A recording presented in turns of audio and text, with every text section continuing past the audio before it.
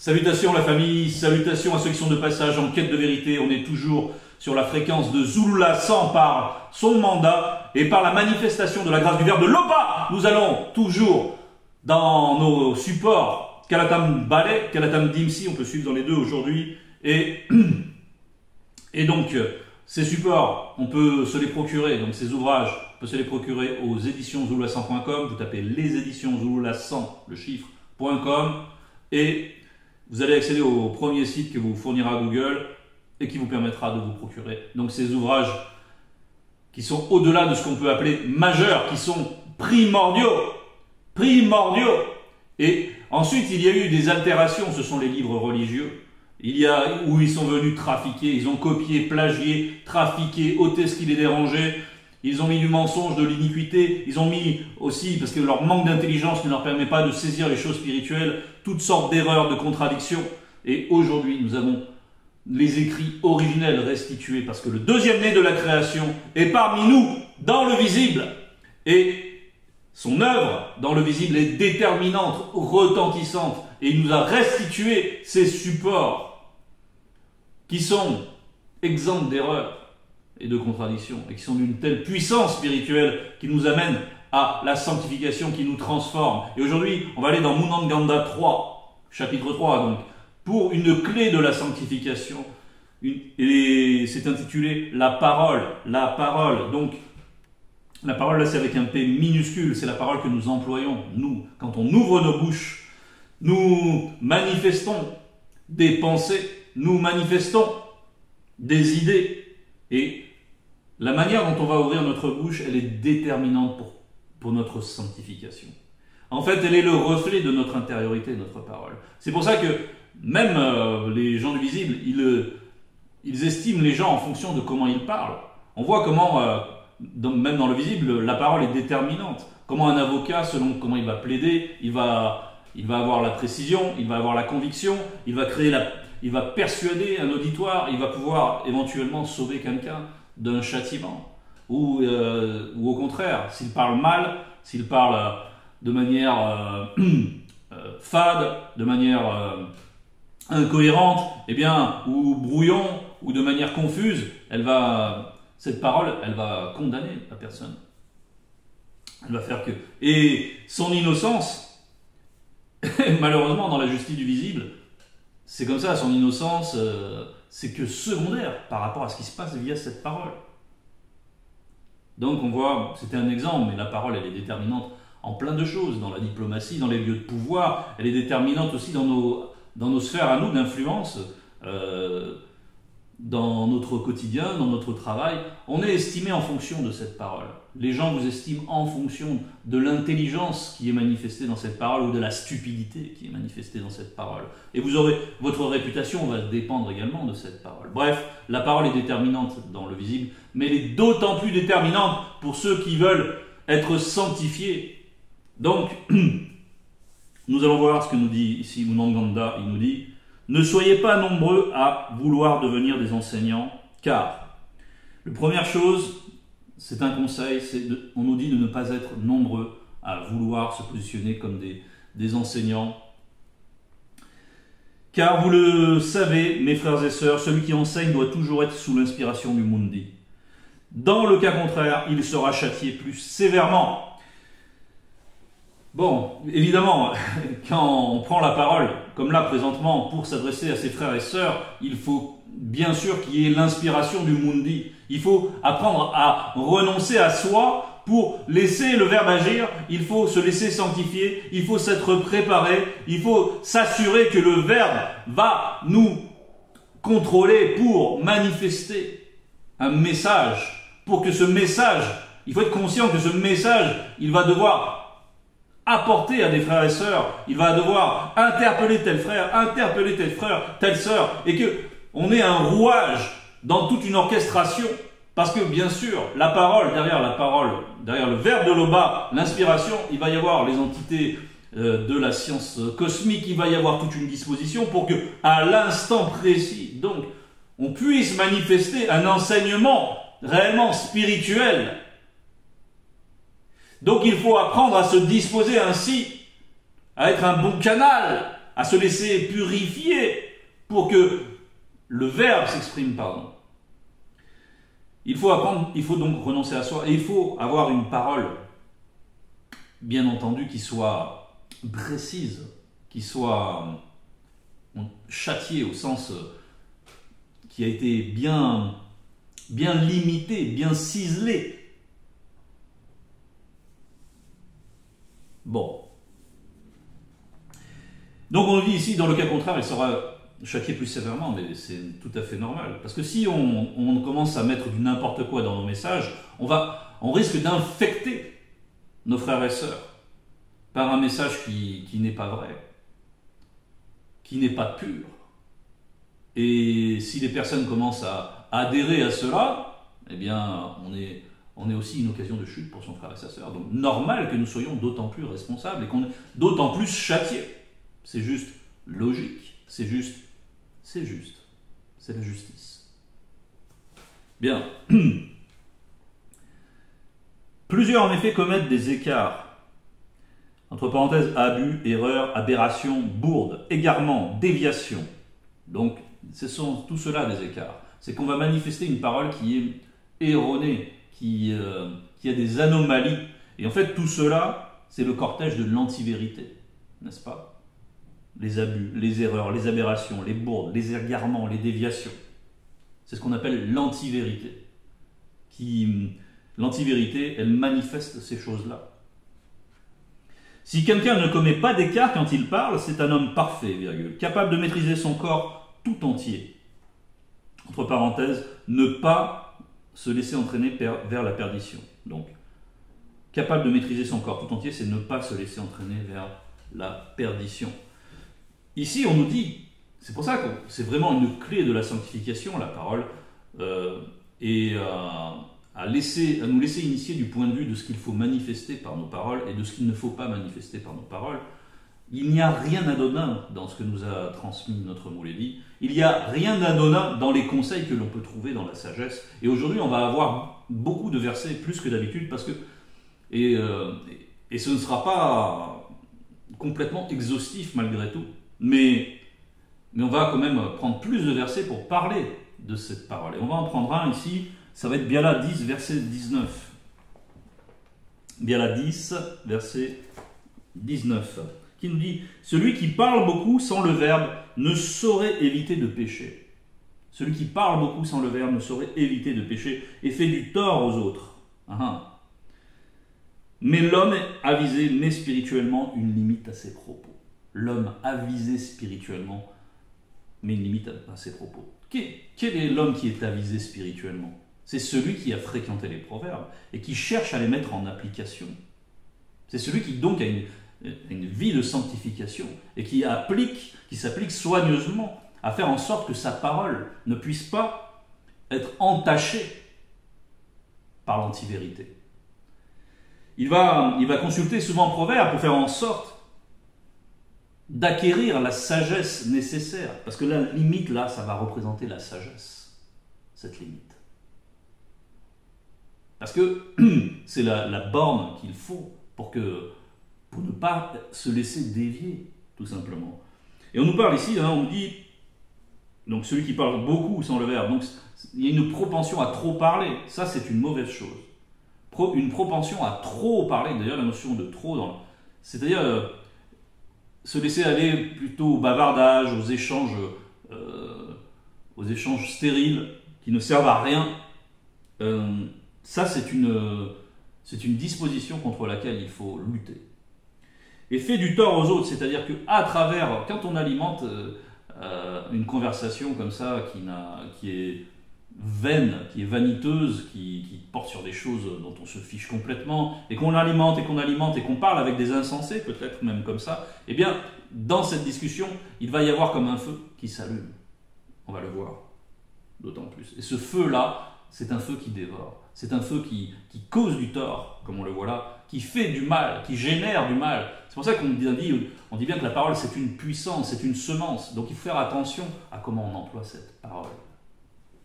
Bien. On retourne dans notre passage thème. si nous mettons un frein dans la bouche des chevaux pour qu'ils nous obéissent, nous dirigeons aussi leur corps tout entier. Donc là, mon Nganda prend une image, celle du frein, n'est-ce pas? Parce qu'il y a un temps pour chaque chose. Il y a un temps pour parler, il y a un temps pour se taire. Cet enseignement sur la parole, c'est aussi un enseignement sur le silence, finalement. Sur quand il faut se taire et quand il faut prendre la parole. Parce que le sage connaît le temps du jugement. Le temps est le bon temps pour manifester une parole. Et combien il est bon, par exemple, quand on est avec des frères et sœurs, de pouvoir manifester une parole qui est tout à fait dite à bon escient, qui est inspirée par le Mundi, qui vient de la vérité, une parole de sagesse, une parole de connaissance. Bien, ça c'est une parole spirituelle, bien sûr. Mais, donc on nous dit ici que quand on sait bien contrôler ça, quand on contrôle ceci, cette manière, le frein, ça va être la borne, lorsqu'on a la maîtrise de soi quant à la parole, eh bien, si elle est complète, si elle est accomplie et complète, eh bien alors, c'est tout le corps qui est dirigé. En fait, c'est parce que il faut comprendre que la parole, ce n'est que la manifestation de ce que nous avons à l'intérieur. Et on y reviendra à ça aussi. On va prendre un autre verset qui nous dit, donc c'est Biala 17, versets 27 et 28. Biala 17, versets 17 et 28. Quelqu'un d'expérimenté évite de trop parler, et quelqu'un de raisonnable prend le temps de réfléchir. Donc, la parole, comme on le disait, c'est une manifestation de l'intériorité. Donc, dans cette parole, on doit trouver la réflexion, on doit trouver l'intelligence, on doit trouver tout cela. Il faut se rappeler de ce dicton qui est certes trivial, mais qui recèle quelque chose qu'on peut relever. C'est de tourner 7 fois sa langue dans sa bouche avant de parler. Tourner 7 fois dans sa langue, dans sa bouche. Ça veut dire quoi? C'est donc de prendre le temps de réfléchir, n'est-ce pas? On nous parle de l'homme expérimenté, celui qui a observé les interactions qui se passent, tout ce qui peut se passer dans une interaction, dans un échange verbal, et ce qui en découle surtout. L'homme expérimenté voit ce qui va en découler. Et des fois, il va se dire, si je dis ça, ça risque d'entraîner ça, donc ça, je ne vais pas le dire. Par exemple, il a l'expérience du causal de ce que peut produire une parole, n'est-ce pas? Et donc, dans cette expression, tourner 7 fois, on voit le chiffre 7 apparaître. Parce que il y a derrière la parole, derrière la parole spirituelle, il y a l'action des 7 entités qui étaient au début de la création et qui sillonnaient sur les eaux primitives. Donc, celle de la sagesse, celle de l'intelligence, celle du discernement, celle de la réflexion, celle de la justice, celle de la force, avec la conviction. Et il y en a une qui vient à manquer. On a dit, donc, intelligence, discernement, sagesse. On a aussi la réflexion. On a aussi la science. La science. Parce qu'il y a aussi, bien sûr, tout ça. Lorsqu'on va manifester une parole qui est réellement spirituelle, il va y avoir tout cela. Donc, il faut être conscient de cela.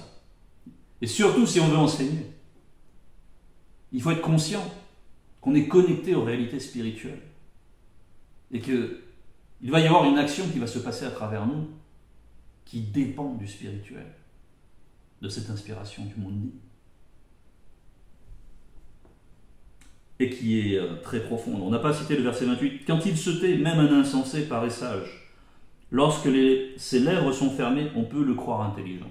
Ce qui n'est pas le cas quand l'insensé parle. Là, tout le monde peut s'apercevoir, c'est la manifestation, que c'est un sot.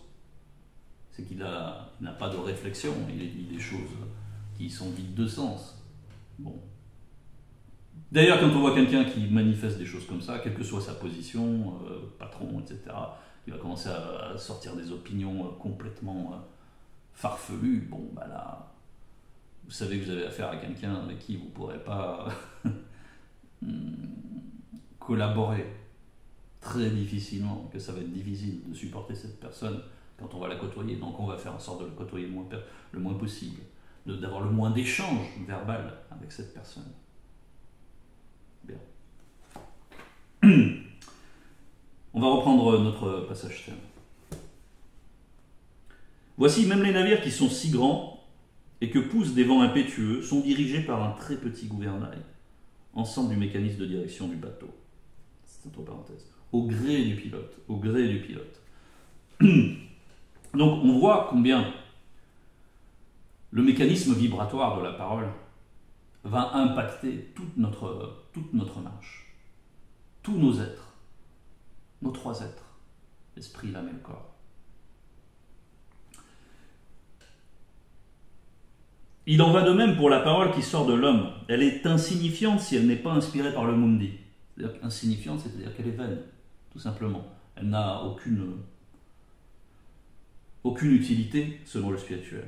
Mais l'homme se vante par elle de grandes choses. L'homme se vante par elle. Et ça, bon, bien sûr, évidemment qu'il faut apprendre l'humilité. Donc l'homme qui se vante par elle de grandes choses, on voit combien beaucoup sont vraiment prisonniers de ça, c'est-à-dire qu'ils ont besoin toujours de se mettre en avant.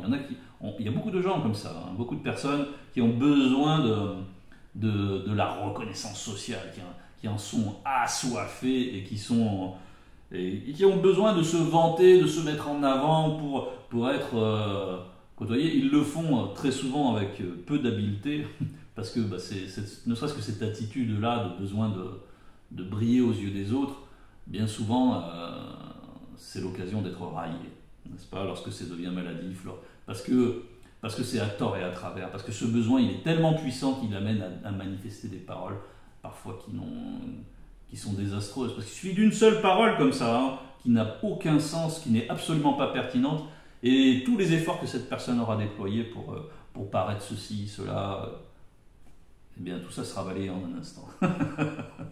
Donc la parole est déterminante, n'est-ce pas? Et on nous dit ensuite, ne suffit-il pas d'un petit feu pour incendier une vaste forêt? Et ce petit feu-là, c'est cette parole-là qu'on va manifester. On va prendre un autre verset dans Biala qui fait encore écho à ce que nous venons de lire. C'est Biala Bamunia, 29, verset 8. Biala Bamunia, 29, verset 8. Dans Proverbes, on voit combien on est appelé à consulter les proverbes de la sagesse, hein, et combien ça touche à notre quotidien, n'est-ce pas? Donc on avait dit Biala Bamunia 29, verset 8. Qui nous dit: les moqueurs soufflent le feu dans la ville. Les moqueurs soufflent de feu dans la ville. C'est ce feu dont on parle ici, hein. Ne suffit-il pas d'un petit feu pour incendier une vaste forêt? Il souffle le feu dans la ville. Dans la ville ou dans la forêt. Bon, la forêt, les arbres peuvent représenter des êtres. Mais là, ce qu'on nous dit, dans le fond, c'est ce qui nous attache, ce qui est vraiment important, c'est le feu. Et on nous parle des moqueurs. Et pourquoi c'est quelque chose qui est propre à incendier? Le moqueur, lui, il arrive, il va railler, bien sûr, c'est ce qu'a fait le moqueur, avec son arrogance, il va railler, il va se moquer, il va humilier publiquement des gens. Et qu'est-ce qui va ressortir de ça? Du mépris, de la rancune, de la haine, et finalement des disputes, et finalement la violence, etc. Et tout ça, ça amène toutes sortes d'esprits mauvais. Et puis ensuite le Congo, ça, et ça commence à bouillonner de mauvaises pensées, de mauvaises paroles, et la suite de cela, ce sont les actes. Les bagarres, les disputes, les bagarres, etc. Le chaos, le désordre, et tout ça par l'entremise d'une parole au départ.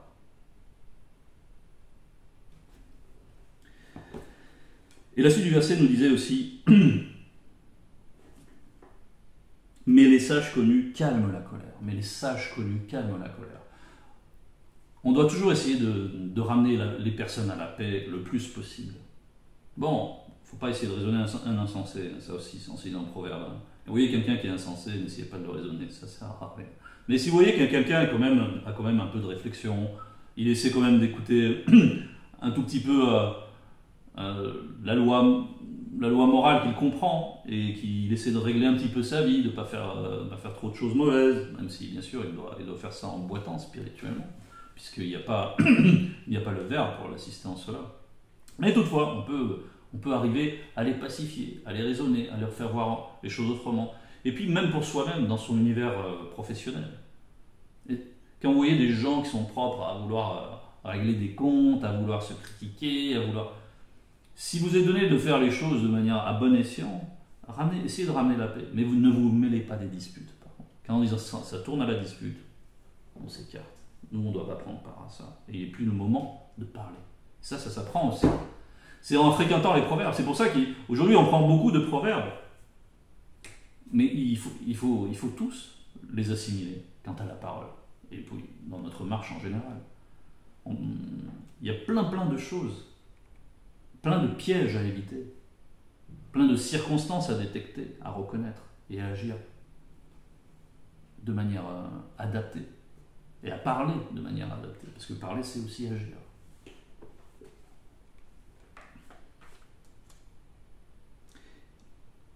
Verset 6. Eh bien, la parole est pareille à un feu. Elle est issue de la manifestation de la pensée de l'homme, elle le souille tout entier. L'âme par la parole met le tourment dans votre vie, de la naissance jusqu'à la mort. Ce tourment vient du lieu du tourment de votre pensée issue de votre âme. Bon. On va, pour mieux en parler, on va prendre l'évangile caché de Kudouvenemula, au chapitre 43. C'est dans la parabole de l'arbre et ses fruits. C'est plutôt un enseignement, oui, c'est une parabole en même temps. La personne, on va prendre le verset 16, 43 verset 16, car c'est de l'abondance de la conscience du cœur que la bouche manifeste des paroles alimentées par la pensée. C'est exactement ce que nous dit Munandganda. La personne qui est bonne tire le bien de la conscience de son cœur qui est pleine de bonnes choses. En fait, qu'est-ce qu'il y a dans le cœur qui est plein de bonnes choses? Il y a l'acceptation de la vérité, l'acceptation de l'enseignement, et la propension à vouloir se soumettre. Parce que dans cette acceptation, ensuite ce qui en résulte, c'est la foi dans la vérité. Et ça, c'est ce qui va permettre de produire des bonnes choses, des choses justes, des choses bonnes, n'est-ce pas? Donc dans ce cœur, il y a la conviction, il y a ce qu'on a accepté comme étant... Parce que quand il survient une mauvaise pensée, par exemple, celui qui combat va faire en sorte de ne pas l'accepter.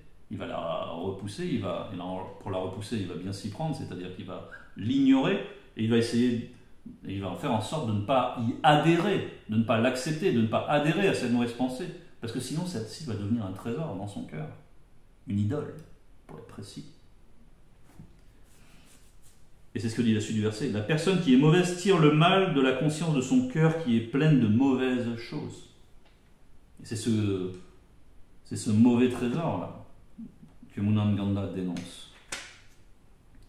Ce tourment vient du lieu de tourment de votre pensée issue de votre âme. Et on va continuer avec le verset 7 qui nous dit « Toutes les espèces de bêtes, d'oiseaux, de reptiles et d'animaux marins peuvent être domptés et ont été domptés par Moto, y compris Sangwa Gungwangando, Behemoth, et Ekokota Gungwangando, grand dragon Léviathan. » Donc, on a pu maîtriser tout cela, tout ça a été dompté, n'est-ce pas? Mais la parole de l'homme livré à lui-même, l'homme c'est bien celle-là, c'est bien celle-là de parole qui est problématique. Mais la parole de l'homme livré à lui-même ne peut le sauver du châtiment spirituel du grand ordre des choses. Ce n'est pas possible.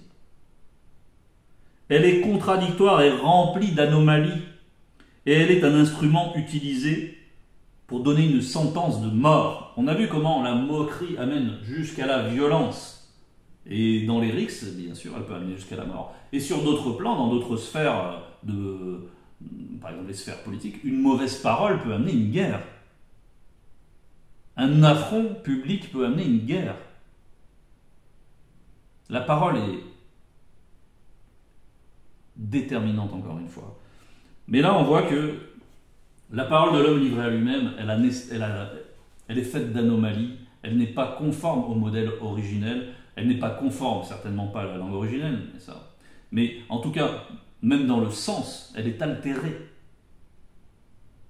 Elle n'est pas connectée à ce qui a été créé au départ, à la création du visible, avant la chute. Tandis que nous faisons cette connexion, frères et sœurs. Nous revenons, nous aspirons à revenir à cette conscience de moto qui a dompté tout cela. Eh bien, il faut que nous arrivions à dompter, frères et sœurs, notre propre parole. Et cela, on peut le faire en se laissant enseigner par le Verbe. Et avec soin, c'est vraiment un travail d'orfèvre. Mais il faut être disposé à cela, à accepter les proverbes, à réformer nos voies, nos mauvais penchants. On va prendre l'évangile caché de Kunayola 43, c'est les deux versets suivants, versets 18 et 19, qui nous dit « Je vous le dis, au jour de la grande consommation, les hommes rendront compte de toute parole de l'antivérité qu'ils auront prononcée. Car par vos paroles, vous serez justifiés, et par vos paroles, vous serez condamnés. » La parole, on voit à quel point c'est essentiel. Essentiel. Et nous, dans nos rapports, entre frères et sœurs, il faut faire très attention à ce que nous disons. Et surtout si on vient à parler d'un frère ou d'une sœur, attention. Attention. Là, il faut mettre tous les warnings, n'est-ce pas? Très attention lorsqu'on parle les uns des autres, à ne pas jeter l'opprobre sur son frère. Ça, c'est vraiment une faute qui va avoir des répercussions. Si on commence à dire des choses sur son frère mauvaises à un autre frère ou à une autre sœur, ça risque d'être rapporté, déformé, amplifié. Et même le point de vue qu'on a au départ, il peut être faux. On n'est peut-être pas neutre dans ce litige, peut-être qu'on n'a pas pris le temps de l'observer spirituellement, de le remettre dans la prière pour que ça passe. Et on va commencer à parler à travers. Et là, ça va mettre la dissension. Ça va amener la division dans les massifs. Et là, la faute est considérable. Donc, surtout, quand on vient à parler d'un frère ou d'une sœur, il faut avoir beaucoup de précautions. Il faut ressentir le spirituel, la boue, qui est braqué directement sur nous lorsqu'on va faire ça. Bien, frères et sœurs. On a vu que c'était déterminant, les paroles que nous prononçons. Par elles, vous l'utilisez pour louer l'Oba, et par elles, vous maudissez les hommes. De la même bouche sortent la bénédiction et la malédiction selon le visible. Il ne me faut pas, mes frères et sœurs, qu'il en soit ainsi. Là, on parle de la malédiction, donc c'est bien, il y a la précision dans la Bible. La malédiction selon le visible, parce que la malédiction spirituelle, c'est autre chose. Celle-ci, elle est spirituelle, elle est nécessairement bonne. Quand on va pointer quelqu'un qui commet l'injustice, même s'il faut s'assurer d'avoir déjà bien marché dans le verbe pour faire cela, il va y avoir des répercussions. C'est une malédiction. On veut que le châtiment arrive sur la personne. Voilà. Et puis après, il y a des manières de demander. Parce que, attention à la manière dont nous demandons dans la prière aussi. Parce qu'on parle dans la prière. Donc il faut qu'il y ait la justice. Il faut qu'il y ait le mundi dans la prière pour que le châtiment soit approprié à ce que la personne a fait. Bref. Donc ça c'est spirituel.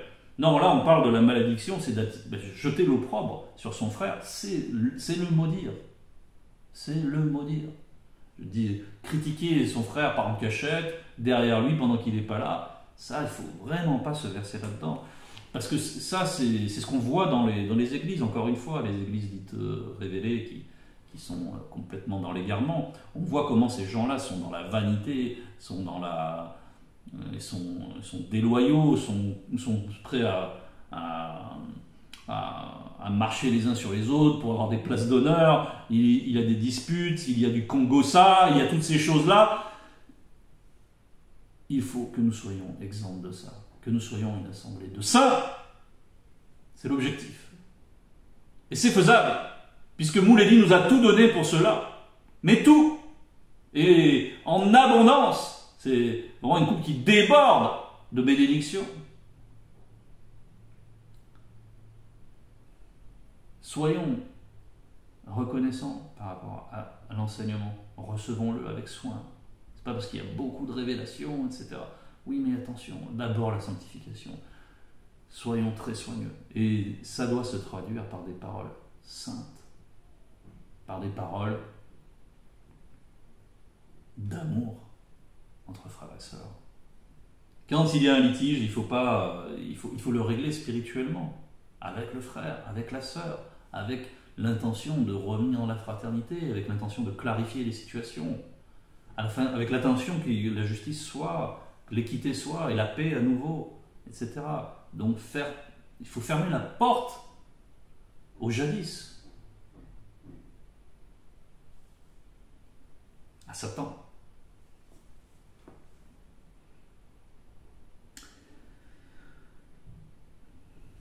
Bien. La source sacrée fait-elle jaillir par la même ouverture l'eau douce et l'eau amère, nous pose la question. Ce n'est pas ainsi. La source sacrée, j'ai parlé de cette coupe qui déborde. Il y a une source aussi. Un manguier, mes frères et sœurs, peut-il produire naturellement des avocats? La source sacrée doit seulement produire de l'eau douce. De l'eau douce. Et cette douceur, c'est aussi un fruit de l'esprit. Et ça, c'est propre à nous. On doit être dans cette douceur, on doit être dans cette paix. Notre assemblée doit être un recueil, une demeure du mundi.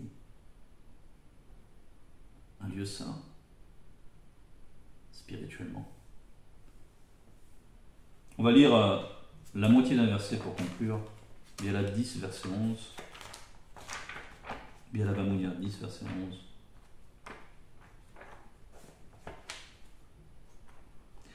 Biala Bamounia, ça veut dire parole du quotidien. Parole du quotidien. C'est pour ça qu'on a été beaucoup appelés à venir dans Biala Bamounia. Donc on a dit 10, verset 11.